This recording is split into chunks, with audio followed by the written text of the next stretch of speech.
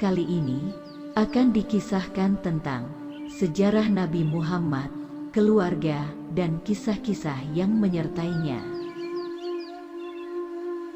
Cerita diawali dari kakek Nabi Muhammad yang bernama Abdul Muthalib. Nama Abdul Muthalib adalah nama kunyah atau panggilan.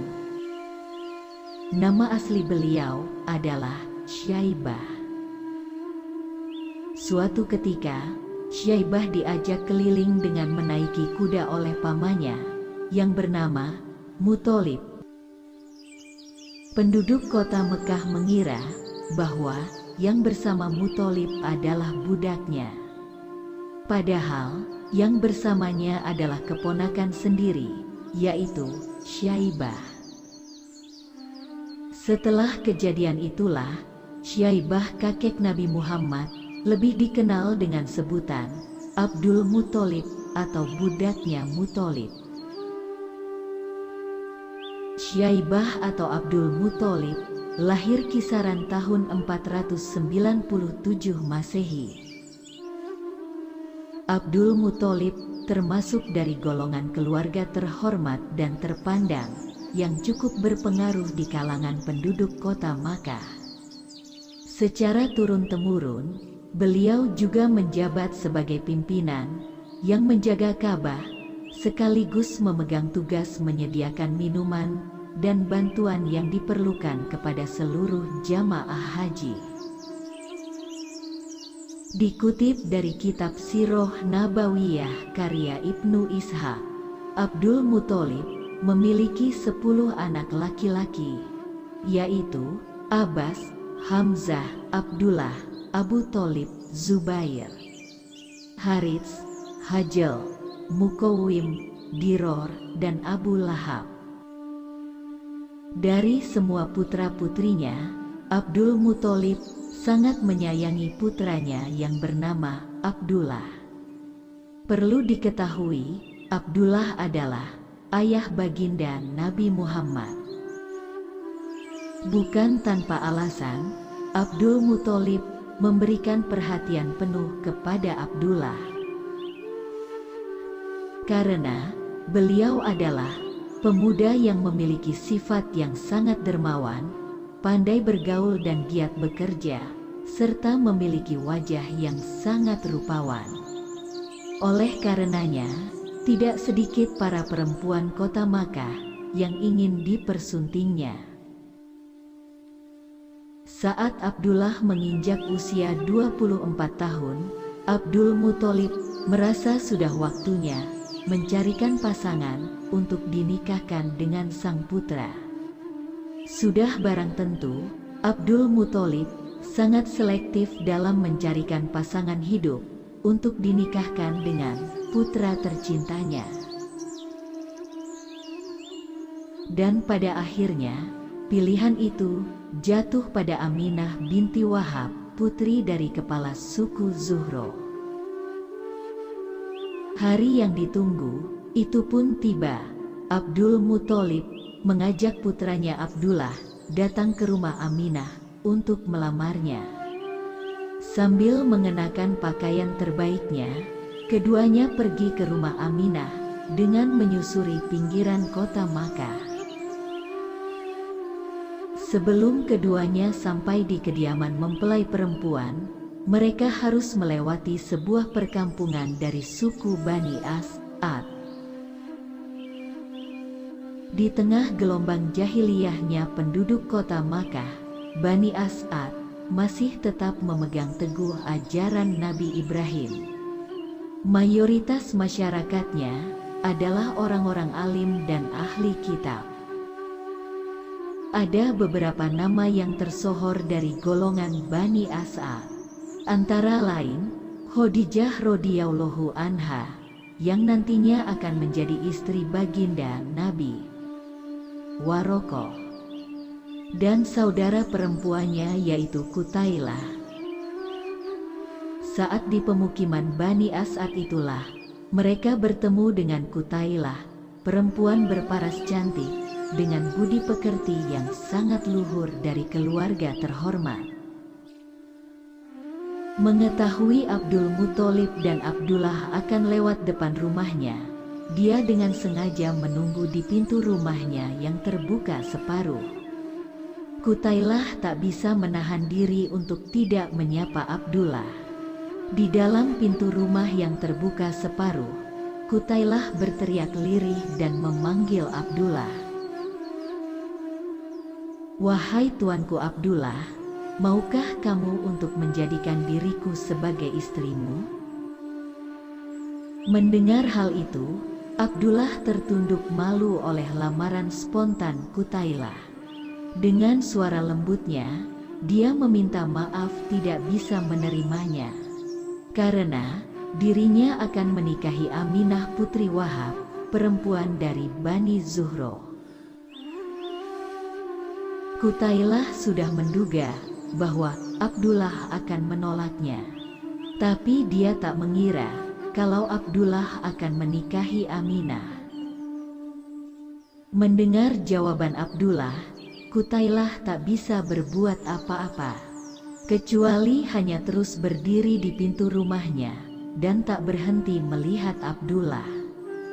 Bahkan ketika lelaki dan bapaknya itu sudah berjalan menjauh dari halaman rumahnya. Dinukil dari kitab Sirah Nabawiyah karya Ibnu Ishaq, pagi itu menggambarkan bahwa Qutailah melihat wajah Abdullah memancarkan sinar cahaya yang sangat terang, indah dan penuh kedamaian. Sepertinya pancaran sinar cahaya itu berasal dari luar dunia. Menurut para alim agamawan, pancaran sinar cahaya tersebut dinamai dengan sebutan Nur Muhammad. Ya, nur yang diberikan oleh Allah Subhanahu wa Ta'ala khusus kepada baginda Nabi Muhammad yang pada waktu itu masih dititipkan kepada Abdullah. Bagi keluarga Aminah binti Wahab, tak ada alasan untuk tidak menerima lamaran Abdul Muthalib. Seorang tokoh terpandang, penjaga Ka'bah dari Bani Hashim, untuk dinikahkan dengan Abdullah, permata terindah dari kota Makkah. Hari bahagia pun tiba pada kisaran tahun 569 Masehi. Abdullah putra Abdul Muthalib yang usianya saat itu kisaran 25 tahun, melangsungkan pernikahan dengan Aminah putri Wahab. Prosesi pernikahan orang tua baginda Nabi Muhammad tersebut dilangsungkan di kediaman mempelai putri. Sesuai dengan adat istiadat masyarakat Arab, bila perkawinan dilangsungkan di rumah keluarga mempelai putri, maka mempelai putra diharuskan tinggal selama 3 hari di rumah sang istri. Setelah 3 hari, Abdullah dan Aminah akan segera pindah ke rumah Abdul Muthalib. Dengan rasa haru dan penuh kebahagiaan, Abdul Muthalib menyiapkan rumah baru untuk ditempati putra terbaik bersama istri tercintanya. Menurut para alim sejarawan menyebutkan bahwa rumah itu mempunyai 1 kamar dan serambi yang panjangnya sekitar 12 meter serta lebar 6 meter. Di dinding sebelah kanan, terdapat kayu yang disediakan sebagai tempat duduk dan bersantai. Di rumah sederhana itulah, kedua orang tua baginda Nabi Muhammad hidup bersama dalam membina rumah tangga. Dalam kurun 2-3 bulan, Abdullah tinggal di rumah itu bersama istrinya. Karena tak lama berselang, datang ajakan padanya untuk mengikuti kafilah dagang yang akan menuju ke negeri Syam. Dengan sangat berat hati, Sayyidah Aminah mengizinkan suaminya pergi ikut serta rombongan kafilah dagang. Setelah semua perbekalan dirasa cukup, berangkatlah Sayyid Abdullah beserta seluruh kafilah dagang pergi menuju negeri Syam. Dari negeri Syam, setelah perniagaan selesai dan mendapatkan keuntungan yang besar, seluruh rombongan kafilah dagang termasuk Sayyid Abdullah akan kembali pulang ke Makkah. Saat rombongan sampai di Madinah, Sayyid Abdullah jatuh sakit dan tidak bisa melanjutkan perjalanan. Beliau singgah di rumah yang dikenal dengan sebutan An-Nabigoh, sebuah perkampungan dari suku Najjar, tepatnya di rumah paman dari ayahnya Abdul Muthalib. Rombongan kafilah dagang yang lainnya tetap melanjutkan perjalanan pulang ke kota Makkah. Sesampainya di Makkah, sebagian rombongan mengabarkan kondisi Abdullah yang sedang sakit kepada Abdul Muthalib. Mendengar berita tersebut, Abdul Muthalib segera mengutus puteranya Harits untuk melihat kondisi Abdullah dan membawanya pulang kembali ke Makkah. Namun setibanya di sana, betapa terkejutnya Harits mendengar kabar bahwa saudaranya Abdullah, ayah baginda Nabi Muhammad, telah wafat dan sudah dimakamkan.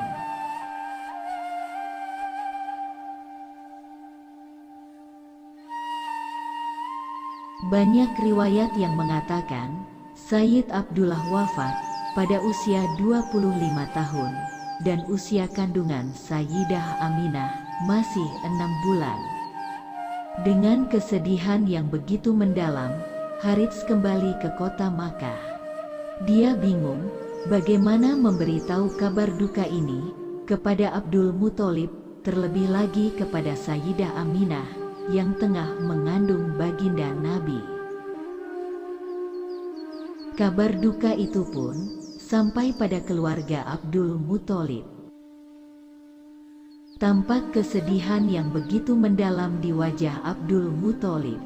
Bagaimana tidak, anak tercintanya yang baru saja dinikahkan telah pergi untuk selama-lamanya. Kesedihan juga dirasakan oleh Sayyidah Aminah ibunda baginda Nabi, yang saat itu dalam kondisi hamil dan kandungannya masih berusia 6 bulan. Sayyidah Aminah sungguh tak menyangka ketika Abdullah pergi bersama kafilah dagang ke negeri Syam. Saat itulah momen di mana Sayyidah Aminah memandang untuk yang terakhir kalinya permata terindah yang paling bersinar di kota Makkah, Abdullah sang suami tercinta. Dalam kondisi hamil tua, sosok suami sangat diperlukan oleh Sayyidah Aminah. Tapi takdir berkata lain, sang suami tercinta telah pergi untuk selama-lamanya. Dengan penuh kesabaran dan keridoan, Sayyidah Aminah melalui hari demi hari dengan sendiri tanpa hadirnya sang suami. Hari kelahiran yang dinanti akhirnya datang juga pada hari Senin, tanggal 12 Rabiul Awal tahun Gajah atau pada tahun 570 Masehi. Lahirlah seorang bayi mungil yang nantinya akan menjadi pelita bagi seluruh alam. Bayi yang akan menjadi Rasul terakhir di muka bumi ini, yaitu baginda Nabi Muhammad. Tidak seperti kebanyakan orang, proses melahirkan baginda Nabi kecil dirasa Sayyidah Aminah sangat mudah dan tiada rasa sakit sama sekali. Nabi Muhammad kecil dilahirkan dalam kondisi sudah dihitan dan kepalanya melihat ke atas, seolah sedang berdoa. Dan alam semesta pun bersorak riang gembira menyambut kelahiran Rasul terakhir yang sudah lama dinanti. Mendengar kabar gembira itu, sang kakek Abdul Muthalib sangat bahagia sekali. Kini, sosok Abdullah putra tercintanya sekarang sudah diberikan ganti dengan lahirnya cucu beliau, yaitu baginda Nabi Muhammad. Proses persalinan Sayyidah Aminah dibantu oleh Ummu Aiman, seorang budak perempuan milik suaminya Abdullah, yang kini mengabdikan dirinya kepada keluarga baginda Nabi. Nama asli Ummu Aiman adalah Barokah binti Salabah, yang berasal dari Habasyah atau Ethiopia. Ummu Aiman juga ikut merawat Sayyidah Aminah setelah proses persalinan. Beliau juga menjadi orang pertama yang menggendong baginda Nabi Muhammad kecil ketika baru dilahirkan. Ummu Aiman juga termasuk dari golongan as-sabiqunal awalun, yakni orang-orang yang pertama kali masuk Islam. Tak lama berselang, dengan penuh rasa bahagia, Abdul Muthalib menggendong Nabi Muhammad kecil ke depan Ka'bah, seraya berdoa dan memberinya nama Muhammad. Banyak kisah yang melatar belakangi Abdul Muthalib memberikan nama Muhammad. Salah satunya, dari segi bahasa, Muhammad memiliki arti selalu terpuji. Abdul Muthalib memiliki harapan dan keyakinan bahwa cucunya nanti menjadi manusia yang paling terpuji. Nabi Muhammad kecil sempat disusui oleh Suwaibah, budak perempuan milik pamannya Abu Lahab. Suwaibah dimerdekakan oleh Abu Lahab saat mendengar kelahiran baginda Nabi. Suwaibah termasuk perempuan pertama dari luar keluarga yang menyusui Nabi Muhammad kecil. Karena beberapa alasan, beliau hanya sebentar saja menyusui Nabi Muhammad kecil. Masyarakat Arab kota memiliki tradisi bagi bayi yang baru lahir akan dicarikan perempuan dari pelosok pedesaan untuk dirawat di sana, agar supaya bayi tersebut tumbuh dengan sehat, jauh dari hiruk-pikuk perkotaan, dan mahir bahasa Arab murni, tanpa ada campuran bahasa Arab dari suku pendatang yang datang untuk berdagang. Suatu ketika, di suatu pelosok desa dari kabilah Sa'ad, para perempuan berbondong-bondong pergi ke Makkah untuk menawarkan jasa ASI mereka, dengan harapan akan mendapatkan imbalan. Dari rombongan tersebut, diantaranya ada yang bernama Ibu Halimah As-Sa'diyah dan suaminya Harits. Mereka memiliki 3 orang anak, yaitu Abdullah, Anisa, dan Huzafah. Ibu Halimah pergi bersama rombongan, disertai oleh suami dan kedua anaknya. Karena ekonomi Ibu Halimah saat itu kurang baik, beliau serta keluarga terlihat kurus, dan ASInya pun tidak bisa mencukupi kebutuhan susu anak-anaknya. Ibu Halimah dan suami, serta kedua anaknya, pergi ke Makkah dengan menaiki keledai yang cukup lemah, kurus dan terlihat sakit. Sepanjang perjalanan, keluarga Ibu Halimah merasa begitu sengsara. Di samping kendaraannya dalam kondisi lemah, kedua bayinya juga terus menangis karena ASI Ibu Halimah sangat sedikit.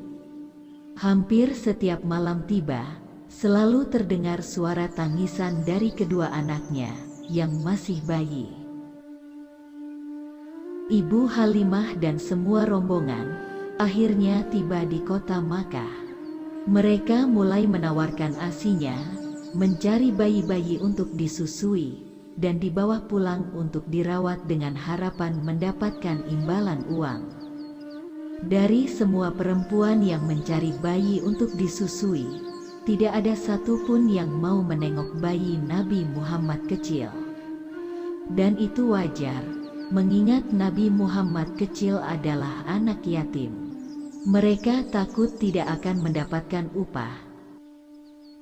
Karena masing-masing sudah mendapatkan bayi untuk disusui, dirawat dan dibawa pulang, para perempuan itu pun secara bersama-sama kembali pulang ke perkampungan kabilah Asad. Lain halnya dengan Ibu Halimah, masyarakat kota Makkah tidak mempercayakan bayinya untuk disusui oleh Ibu Halimah, karena dengan tubuh kurusnya, untuk mencukupi kebutuhan ASI anaknya saja tidak cukup, apalagi mau menyusui bayi orang lain. Kini, tinggal Ibu Halimah, suami dan kedua anaknya yang masih di kota Makkah, dan belum mendapatkan bayi untuk disusuinya. Ibu Halimah bertekad tidak akan pulang sebelum mendapatkan bayi untuk disusui dan dibawa pulang. Mendengar ada bayi yatim yang belum ada yang menyusuinya, tanpa pikir panjang, Ibu Halimah langsung mendatangi rumah bayi yatim tersebut. Dan ternyata, bayi itu adalah baginda Nabi Muhammad kecil. Melihat ada perempuan yang mau menyusui bayinya, Sayyidah Aminah sangat bahagia sekali, apalagi ASInya sudah tidak keluar lagi.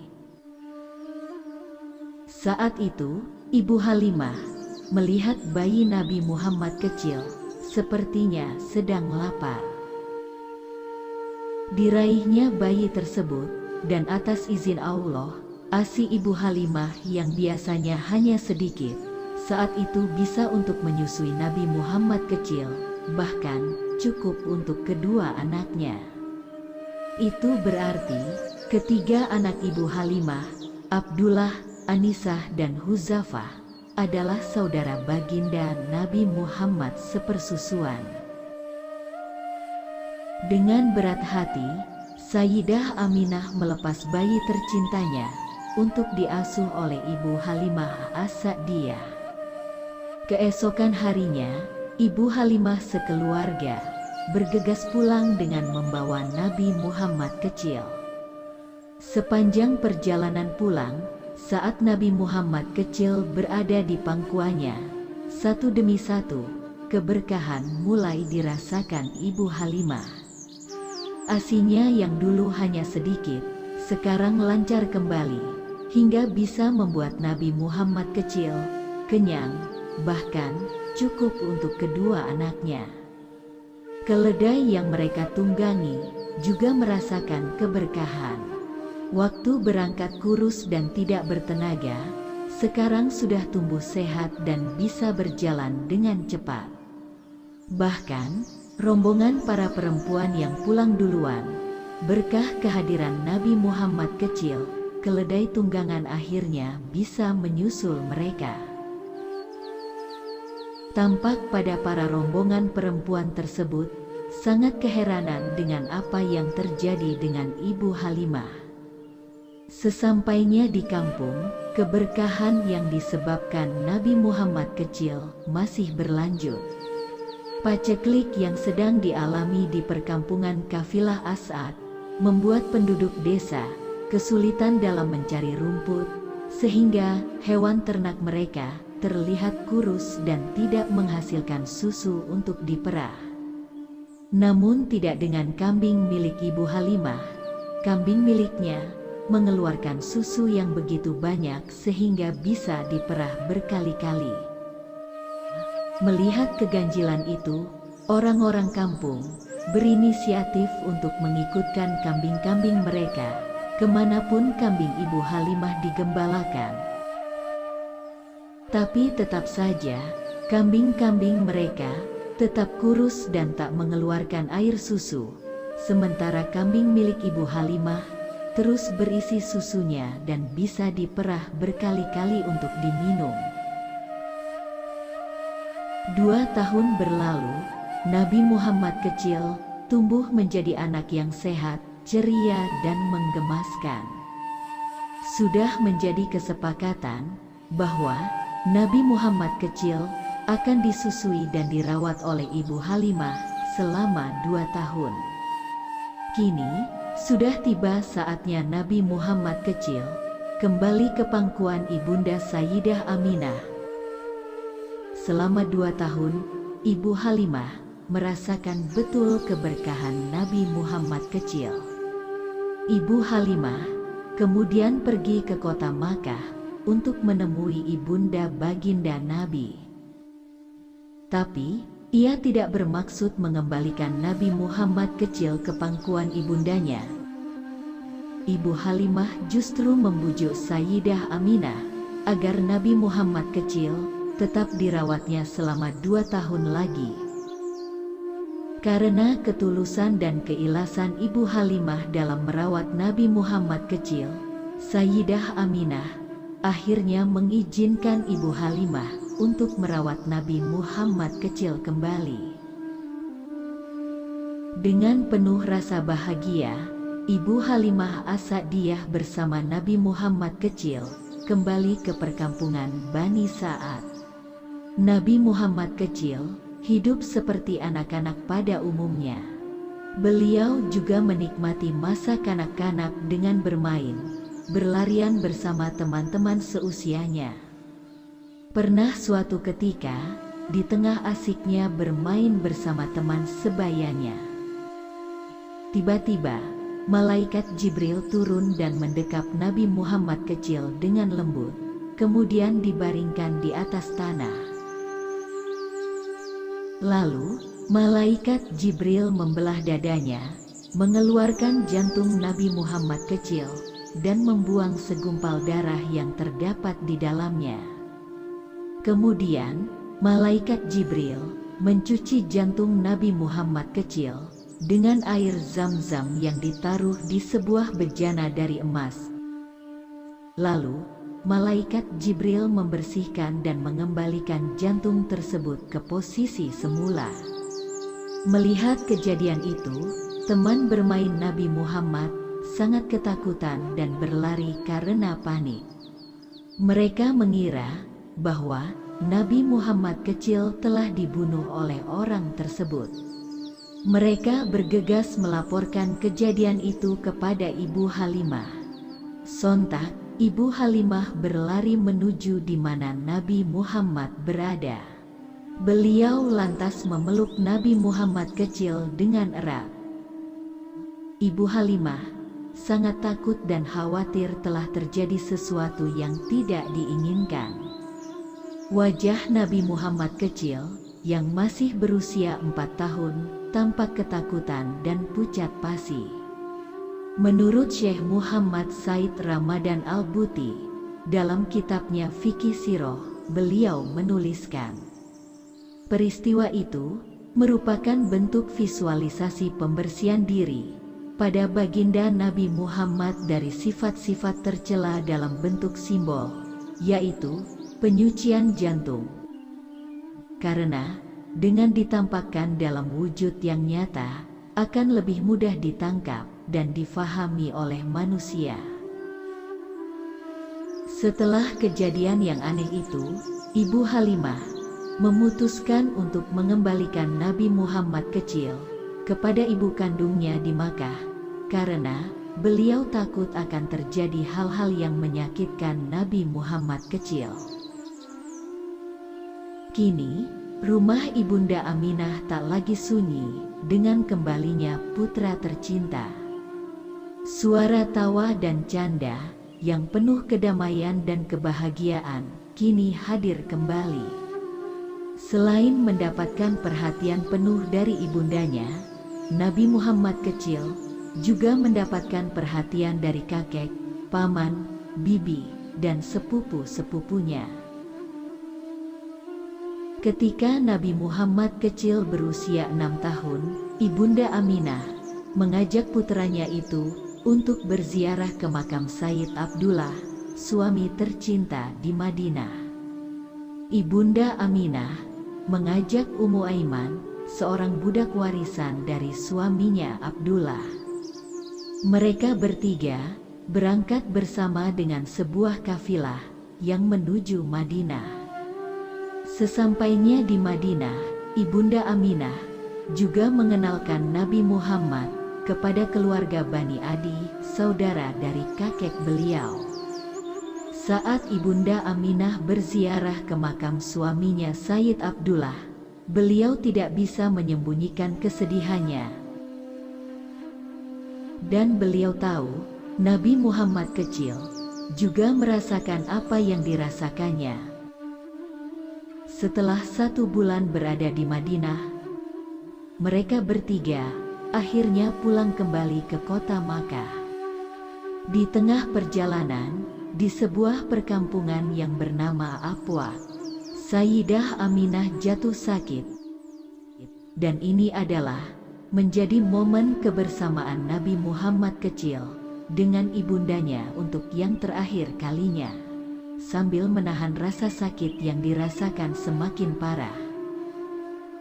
Ibunda Aminah berpesan kepada Ummu Aiman, budak yang ikut dalam perjalanan, untuk menjaga dan merawat Nabi Muhammad kecil. Beberapa saat kemudian, Sayyidah Aminah, ibunda Nabi Muhammad, meninggal dunia.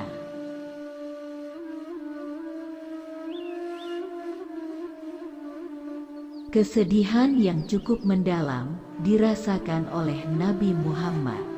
Bagaimana tidak, di usianya yang masih 6 tahun, beliau sudah menjadi anak yatim piatu. Setelah proses pemakaman Sayyidah Aminah selesai, Ummu Aiman melanjutkan perjalanan ke Makkah dan menyampaikan kabar duka tersebut kepada Abdul Muthalib. Melihat cucunya yang menjadi yatim di usia 6 tahun, Abdul Muthalib memberi perhatian dan kasih sayang yang lebih kepada Nabi Muhammad. Bahkan, kasih sayangnya melebihi dari anak dan cucu-cucunya yang lain. Apa yang diinginkan Nabi Muhammad kecil selalu diprioritaskan. Suatu ketika, di bawah naungan Ka'bah, terhampar permadani khusus buat Abdul Muthalib. Tidak ada satupun dari anak dan cucu-cucunya yang berani menempatinya. Biasanya, semua keluarga hanya berada di sekeliling permadani karena menghormati Abdul Muthalib. Pernah suatu ketika, saat Abdul Muthalib berada di atas permadani, tiba-tiba Nabi Muhammad kecil menuju permadani karena ingin bersama kakeknya Abdul Muthalib. Para pamannya berusaha mencegahnya, lalu Abdul Muthalib berkata kepada anak-anaknya, "Jangan kau cegah cucuku untuk datang padaku. Demi Tuhan Ibrahim, suatu saat nanti, dia akan menjadi orang besar." Kemudian, Abdul Muthalib mengelus-elus Nabi Muhammad kecil dengan penuh kasih sayang. Abdul Muthalib hanya merawat dan mengasuh baginda Nabi selama 2 tahun. Saat baginda Nabi berusia 8 tahun, Abdul Muthalib meninggal dunia. Sebelum meninggal, beliau berpesan kepada seluruh anak-anaknya bahwa nanti yang merawat dan mengasuh baginda Nabi adalah putranya yang bernama Abu Thalib. Dipilihnya Abu Thalib karena beliau memiliki rasa kasih sayang dan kepedulian lebih besar daripada anak-anaknya yang lain. Selain itu, Abu Thalib juga menjadi pemimpin suku Quraisy dari Bani Hashim. Di usianya yang masih 8 tahun, baginda Nabi Muhammad sudah kehilangan orang-orang tercinta, ayah, ibu, dan sekarang kakeknya Abdul Muthalib. Kini, saat baginda Nabi Muhammad berusia 8 tahun, beliau diasuh dan dirawat oleh pamannya Abu Thalib. Nama asli Abu Thalib adalah Abdul Manaf, karena putra pertamanya bernama Thalib. Maka, beliau lebih dikenal dengan nama Abu Thalib atau ayahnya Thalib. Abdul Manaf atau Abu Thalib juga memiliki beberapa anak, di antaranya Ja'far, Sayyidina Ali, Aqil, Faktihah, dan Jumanah. Sama halnya dengan Abdul Muthalib, Abu Thalib sangat menyayangi Nabi Muhammad melebihi anaknya sendiri. Nabi Muhammad kecil juga membantu pamannya menggembalakan kambing milik keluarga dan beberapa kambing milik penduduk Makkah demi membantu ekonomi pamannya. Saat baginda Nabi Muhammad berusia 12 tahun, Abu Thalib bersama kafilah dagang dari Makkah akan berangkat berdagang ke Syam. Abu Thalib khawatir jika meninggalkan Nabi Muhammad kecil sendirian di Makkah.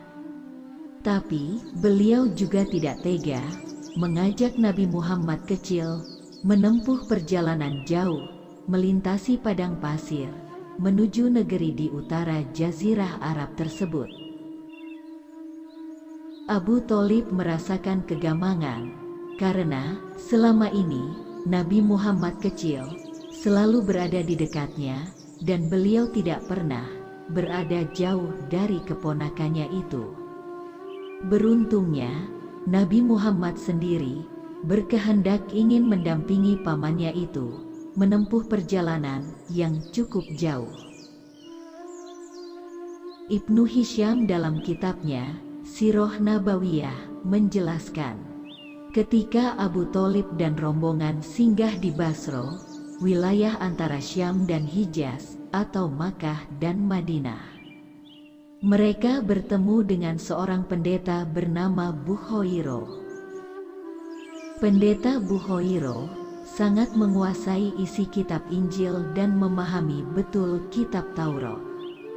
Beliau juga merupakan salah satu pendeta Nasrani yang masih memegang teguh dan mempertahankan tauhidnya kepada Allah dengan meyakini bahwa tidak ada Tuhan selain Allah dan Nabi Isa alaihi salam bukanlah anak Tuhan, melainkan seorang nabi yang diutus oleh Allah. Dari kitab Injil dan Taurat yang ia pelajari, pendeta Bukhairo meyakini akan datang seorang penghulu nabi terakhir yang akan membawa kedamaian bagi seluruh alam dan umat manusia. Setiap ada rombongan kafilah dagang dari Makkah yang melewati desanya, pendeta Bukhairo selalu mengawasi dan memperhatikan semua rombongan kafilah. Saat rombongan Abu Thalib singgah di desa Basroh itulah, pendeta Bukhairo melihat Nabi Muhammad kecil sedang berjalan dan di atasnya selalu dinaungi awan, sehingga beliau tidak kena sinar matahari langsung, dan ketika berteduh di bawah pohon, sontak pohon tersebut menjulurkan tangkai daunnya seolah tunduk dan patuh padanya. Melihat keanehan-keanehan yang dimiliki Nabi Muhammad kecil, pendeta Bukhairo berniat menjamu semua rombongan kafilah dagang tersebut, termasuk Abu Thalib dan Nabi Muhammad kecil. Satu demi satu, pendeta Bukhairo bertanya kepada Abu Thalib, "Apa anak kecil yang bersamamu itu putramu?" "Bukan," jawab Abu Thalib, "dia adalah keponakanku. Ayahnya meninggal saat dia masih dalam kandungan, dan ibunya meninggal saat dia berusia 6 tahun. Dengan segala keajaiban yang dimiliki Nabi Muhammad kecil, pendeta Bukhairo yakin bahwa anak kecil di hadapannya adalah manusia mulia, penghulu seluruh nabi, yang kehadirannya sudah dituliskan di kitab-kitab terdahulu." Pendeta Bukhairo kemudian menyuruh Abu Thalib untuk segera membawa Nabi Muhammad pulang ke Makkah, karena orang-orang Yahudi tidak akan terima kalau nabi terakhir yang dijanjikan lahir di kota Makkah bukan dari golongan Yahudi. Mereka iri dan tidak bisa menerimanya. dengan tanda-tanda kenabian yang dimiliki beliau, orang-orang Yahudi dengan segala cara akan menghentikan, bahkan berusaha membunuh Nabi Muhammad kecil, jelas pendeta Buhoiro kepada Abu Tholib. Abu Tholib tampak ketakutan dengan peringatan itu. Dia yakin bahwa apa yang dikatakan pendeta Buhoiro itu benar. Maka dari itu, setelah urusan perdagangannya selesai, Abu Tholib segera membawa Nabi Muhammad kecil pulang kembali ke kota Makkah. Dalam asuhan pamannya inilah, Nabi Muhammad kecil telah tumbuh dewasa. Beliau juga menjadi penyejuk hati bagi setiap mata yang memandang. Suatu ketika, Sayyidah Khadijah, perempuan terhormat sekaligus saudagar yang kaya raya, mencari sosok pemimpin yang bertanggung jawab dan bisa membawai rombongan kafilah dagang pergi ke negeri Syam. Sayyidah Khadijah juga mendengar tentang Nabi Muhammad, pemuda yang terkenal dengan kesabaran dan kejujurannya. Sayyidah Khadijah akhirnya menyuruh pelayan yang bernama Maisyarah memanggil Nabi Muhammad untuk datang ke rumahnya. Sesampainya Nabi Muhammad, beberapa pertanyaan mulai diajukan oleh Sayyidah Khadijah kepada Nabi Muhammad. Dan dengan kerendahan hati serta kejujuran dalam berbicara, semua pertanyaan dijawabnya dengan lugas. Sebetulnya, Sayyidah Khadijah tahu bahwa Nabi Muhammad tidak memiliki pengalaman yang cukup untuk memimpin rombongan kafilah dagang yang sangat besar. Tapi, pribadi sederhana dan kejujuran yang ada pada diri Nabi Muhammadlah yang membuat Khadijah yakin akan memilihnya. Karena, menurut Sayyidah Khadijah, kejujuran adalah modal terpenting bagi setiap pemimpin. Setelah proses tanya jawab dirasa cukup, Khadijah mempersilakan Nabi Muhammad pulang kembali. Sesampainya di rumah, Nabi Muhammad menceritakan tawaran kerja tersebut kepada pamannya Abu Tholib. Betapa gembiranya sang paman mendengar kabar tersebut. Beliau yakin keponakan yang sangat disayanginya akan mampu menjalani tugas besar itu. Abu Tholib lantas berkata, "Ini adalah rezeki yang Allah berikan kepadamu." Tibalah saatnya rombongan kafilah dagang berangkat menuju Syam. Sayyidah Khadijah mengutus Maisyarah, salah satu karyawannya, untuk menjadi asisten pribadi baginda Nabi Muhammad. Sudah menjadi tradisi penduduk kota Makkah, secara beramai-ramai, mereka mengantar rombongan kafilah dagang hingga ke perbatasan kota, termasuk sang paman, Abu Tholib. Sesampainya di Syam, semua rombongan mulai menjajakan barang dagangannya, termasuk baginda Nabi Muhammad yang dibantu Maisyarah.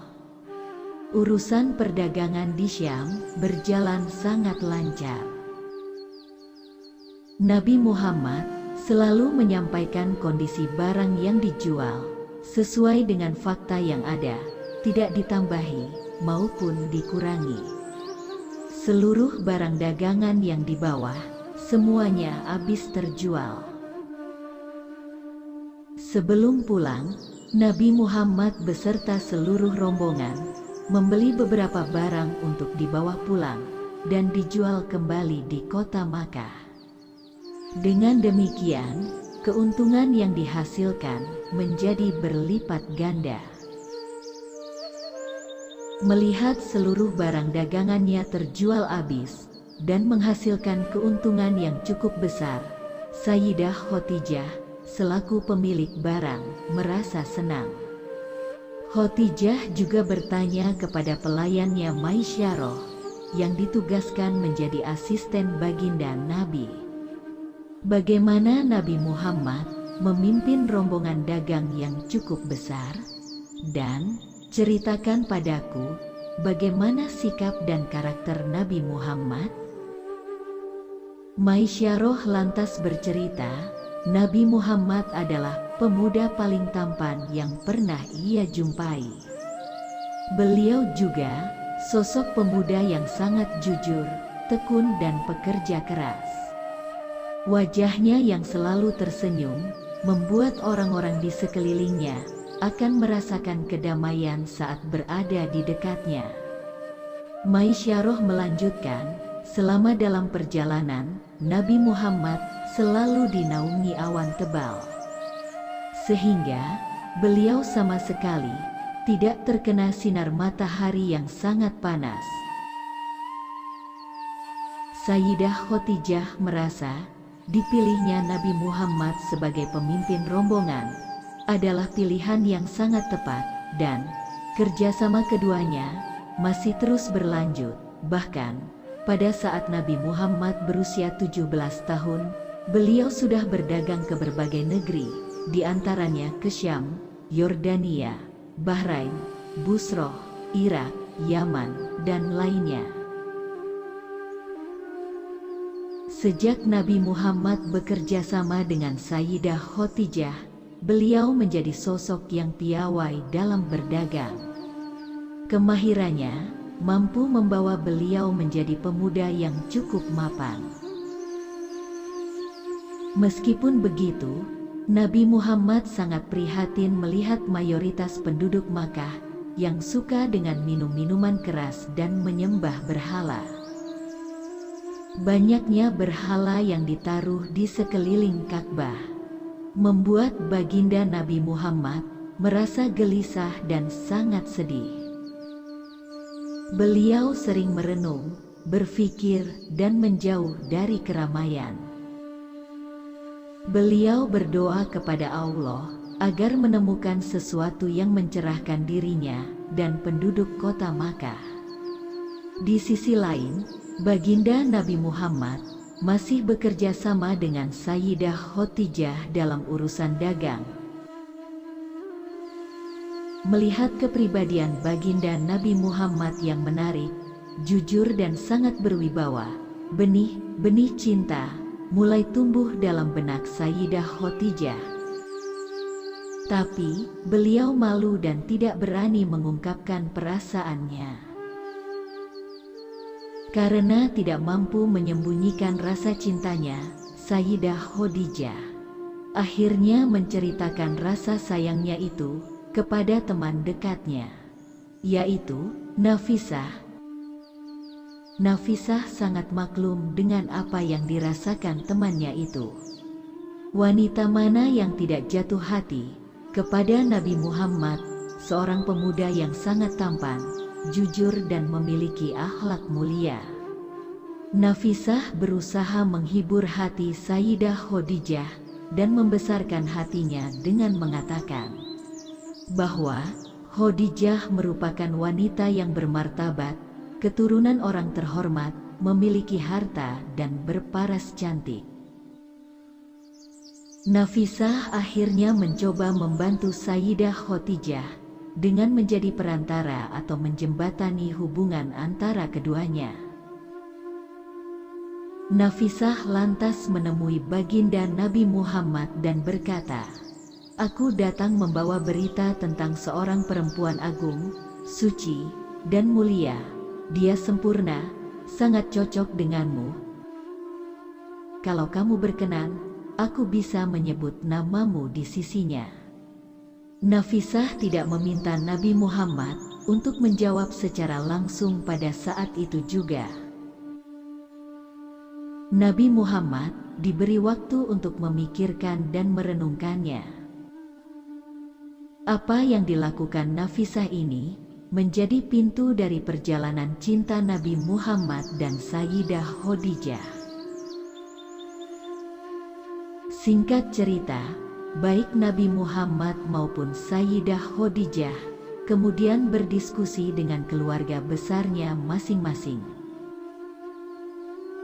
Setelah melalui pertimbangan yang matang, akhirnya kedua keluarga sepakat untuk menikahkan putra-putrinya. Hari pernikahan yang sangat membahagiakan itu pun tiba. Kedua paman Nabi Muhammad, Abu Tholib dan Hamzah, menjadi pengantar mempelai putra. Dan paman Sayyidah Khadijah, Amr bin As'ad, menjadi penerima dari pihak mempelai putri. Menurut riwayat yang sahih, pernikahan itu dilangsungkan saat baginda Nabi Muhammad berusia 25 tahun. Dan Sayyidah Khadijah berumur 40 tahun. Prosesi akad nikah berlangsung secara hikmat dengan diadakan walimatul urus. Keluarga menyembelih beberapa ekor hewan, kemudian dibagikan kepada para fakir miskin.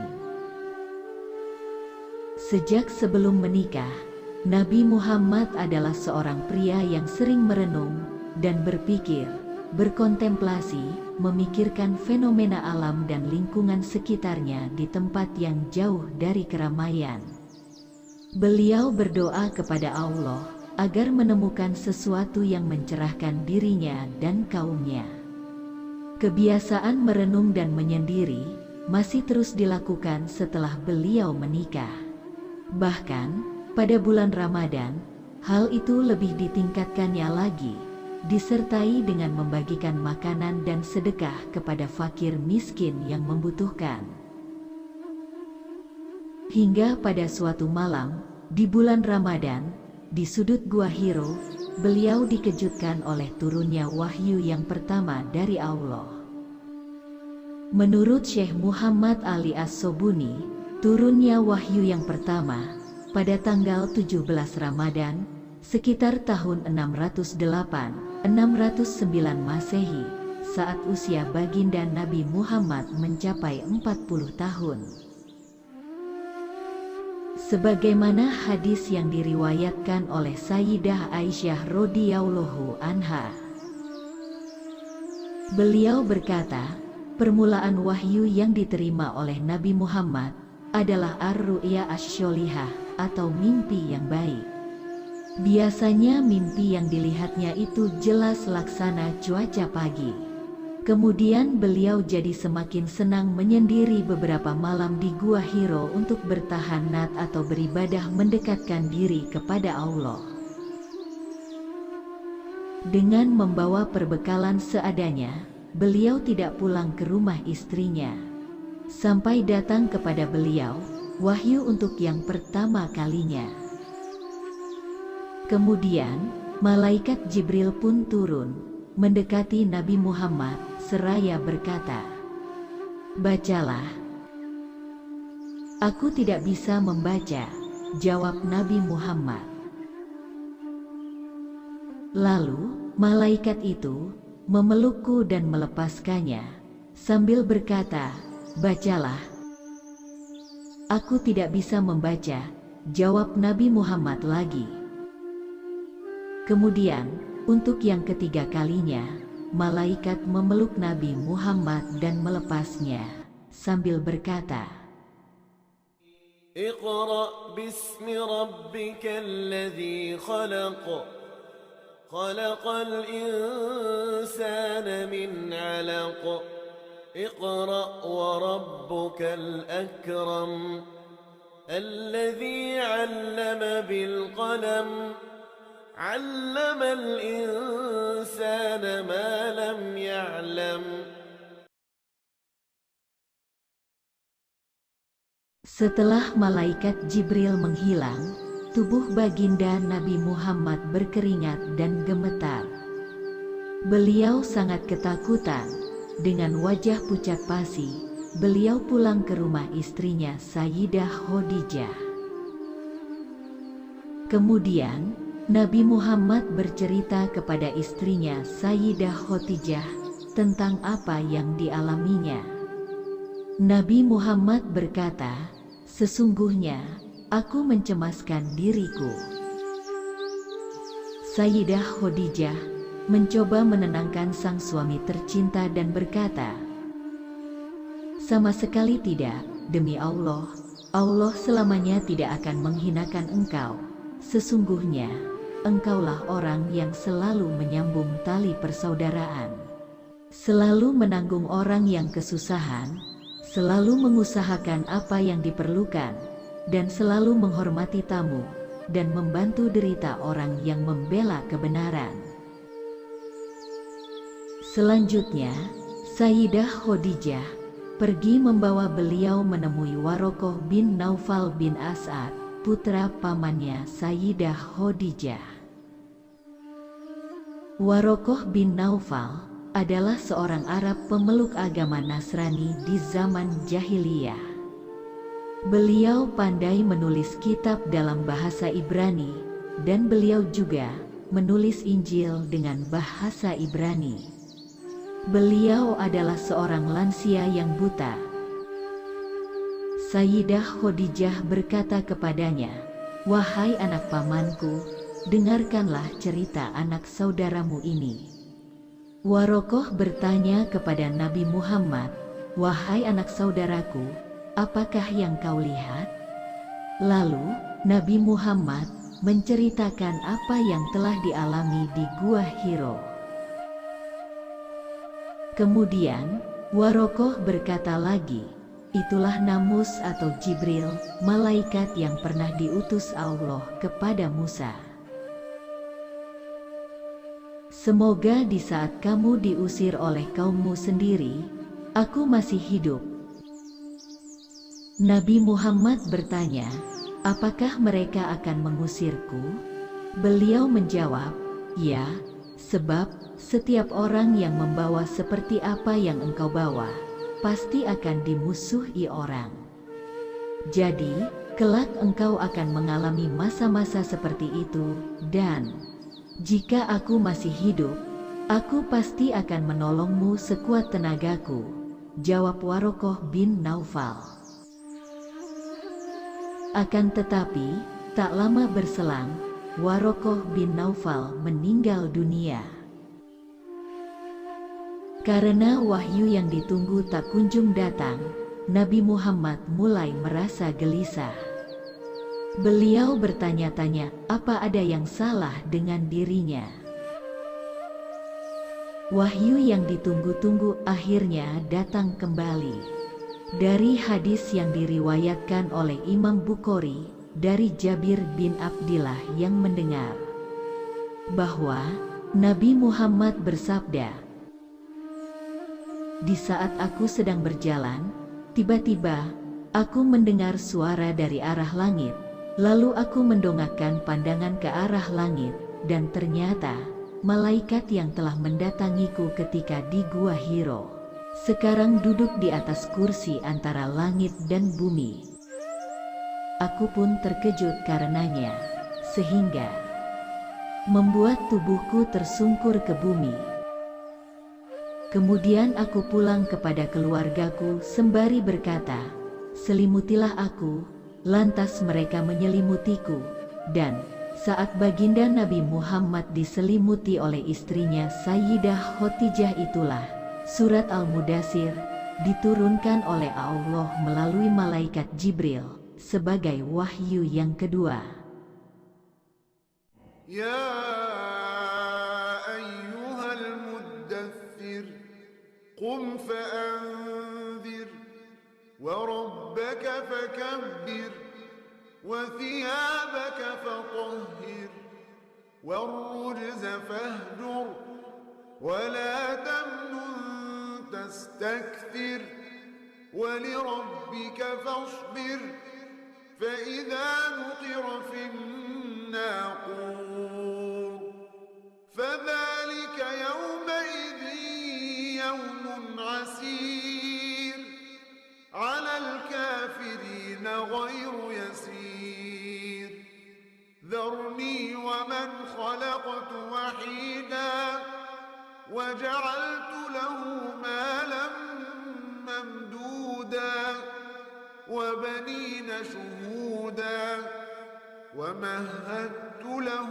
تمهيدا ثم يطمع أن أزيد كلا إنه كان لآياتنا عنيدا سأرهقه صعودا إنه فكر وقدر فقتل كيف قدر ثم قتل كيف قدر ثم نظر ثم عبس وبسر ثم أدبر واستكبر فقال إن هذا إلا سحر يؤثر إن هذا إلا قول البشر سأصليه سقر وما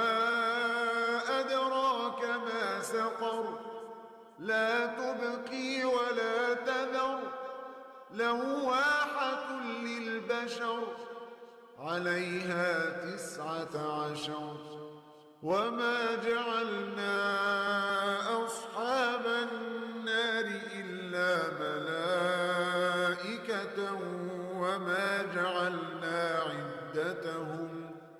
وما جعلنا عدتهم إلا فتنة للذين كفروا ليستيقن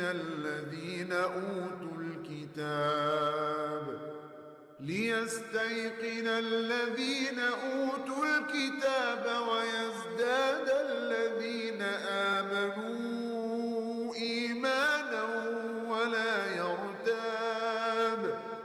ولا يرتاب الذين أوتوا الكتاب والمؤمنون وليقول الذين في قلوبهم مرض والكافرون ماذا أراد الله بهذا مثلا كذلك يضل الله من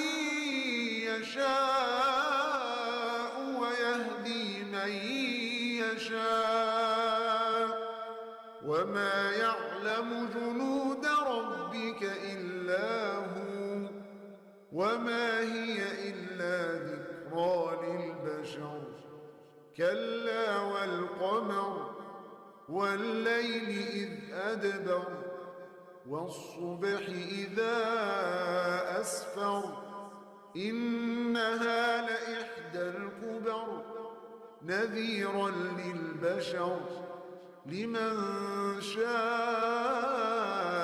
منكم أن يتقدم أو يتأخر كل نفس بما كسبت رهينة إلا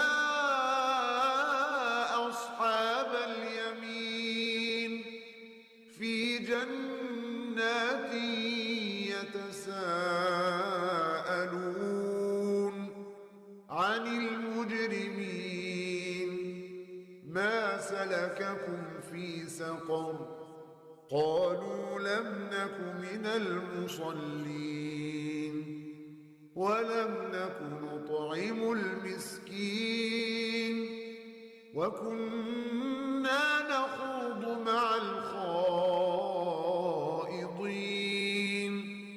وكنا نكذب بيوم الدين حتى أتانا اليقين فما تنفعهم شفاعة الشافعين فما لهم عن التذكرة معرضين كأنهم حمر مستنفرة فرت من قسورة بل يريد كل امرئ منهم أن يؤتى صحفا منشرة كلا بل لا يخافون الآخرة كلا إنه تذكرة فمن شاء ذكره وما يذكرون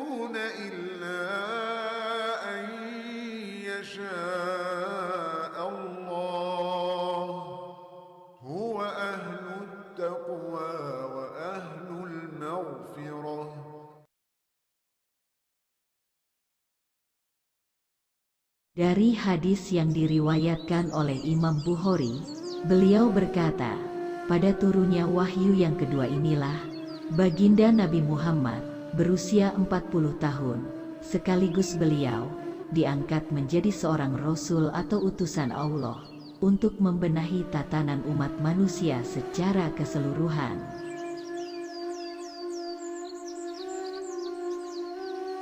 Perlu diketahui, Nabi dan Rasul memiliki perbedaan yang sangat mendasar. Penjelasan mengenai keberadaan Nabi dan Rasul sebagai wakil Allah di dunia juga tertuang dalam kitab suci Al-Quran. Pada surat Al-Hajj, ayat 52 difirmankan, yang terjemahannya kurang lebih adalah, dan kami tidak mengutus sebelum kamu seorang Rasul dan tidak pula seorang Nabi, kecuali apabila ia mempunyai sebuah keinginan, setan pun memasukkan godaan-godaan terhadap keinginan itu. Allah menghilangkan apa yang dimasukkan oleh setan itu. Dan Allah menguatkan ayat-ayatnya. Allah Maha Mengetahui lagi Maha Bijaksana. Nabi berasal dari kata naba, yang memiliki arti dari tempat yang tinggi. Menurut istilah, Nabi adalah seorang manusia yang mendapatkan wahyu dari Allah untuk diamalkan sendiri dan tidak wajib disampaikan kepada umatnya. Sedangkan Rasul berasal dari kata risalah, yang artinya penyampaian. Menurut istilah, Rasul adalah seseorang yang mendapat wahyu dari Allah untuk diamalkan dan memiliki kewajiban untuk menyampaikan wahyu tersebut kepada umatnya. Dari sebuah hadis yang diriwayatkan oleh Abu Umamah, bahwa Abu Dzar pernah bertanya kepada Nabi Muhammad tentang berapa jumlahnya para nabi. Beliau menjawab, jumlah para nabi adalah 124.000 orang. Dan dari 124.000 para nabi, terdapat 315 rasul. Hadis riwayat Imam Ahmad. Itu artinya, seorang rasul bisa dipastikan juga seorang nabi. Tapi, kalau nabi belum tentu seorang rasul. Dari sekian banyaknya jumlah para nabi dan rasul, memang tidak semua diceritakan atau tidak diketahui. Namun, di dalam Al-Quran tertulis ada 25 nabi yang wajib diimani dan diketahui.